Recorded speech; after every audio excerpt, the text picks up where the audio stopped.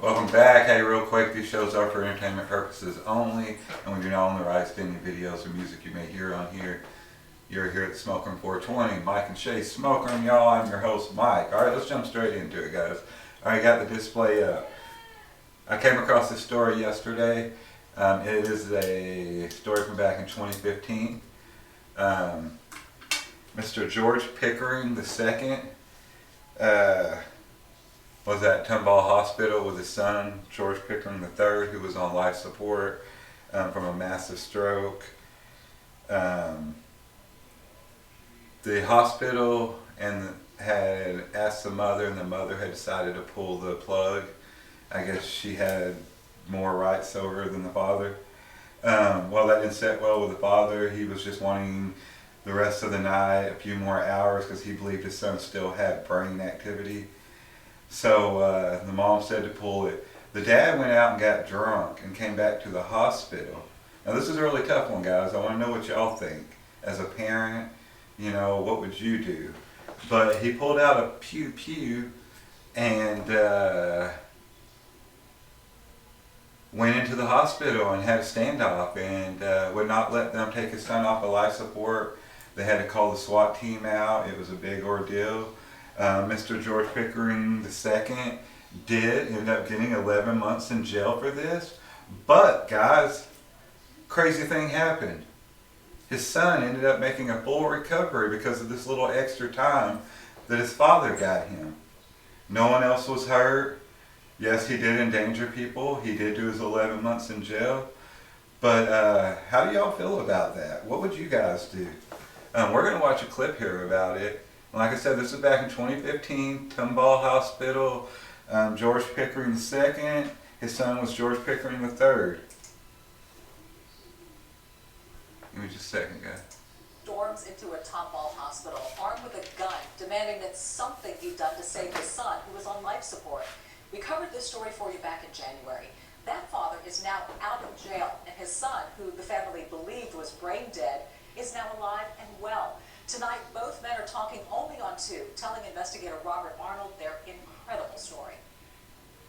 I felt hopeless. 11 months ago, George Pickering was in a very different place in his life. He was in jail, charged with 2 counts of aggravated assault with a deadly weapon. Hey, we need the police back to the hospital. We have a family member with a gun. In January, Pickering grabbed a gun, marched into Tomball Regional Medical Center, and became locked in an hours-long standoff with police. Staff at the hospital told police Pickering threatened them with that gun. He's pointing the gun like that.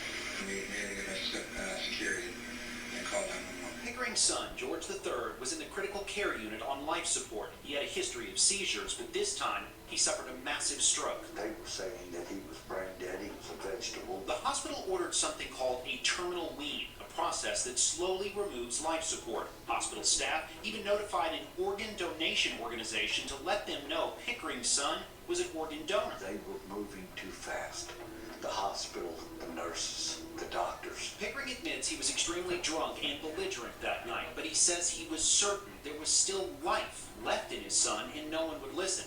He also says he had been down this road once before with his son and he came back. I knew if I had 3 or 4 hours that night that I would know whether George was brain dead or not. While Pickering initially had a gun, he was quickly disarmed by his other son, but continued threats prompted the standoff. Pickering stayed at his son's bedside as SWAT officers tried to negotiate his surrender. Then, something happened. During that 3 hours, George squeezed my hand 3 or 4 times on command. Seeing that his son was recovering, Pickering surrendered. There was a law broken, but it was broken for all the right reasons.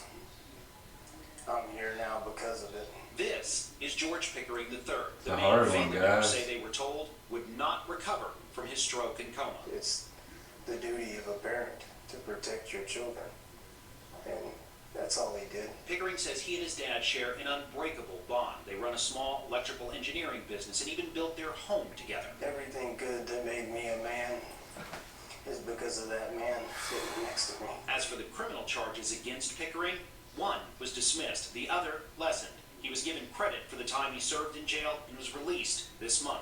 Phoebe Smith is Pickering's attorney. His case has always been about a father protecting his son when his son couldn't protect himself. And with the criminal case over, father and son say all they want now is to live their lives peacefully. The important thing is I'm alive and well, my father's home, and we're together. It was good to come home.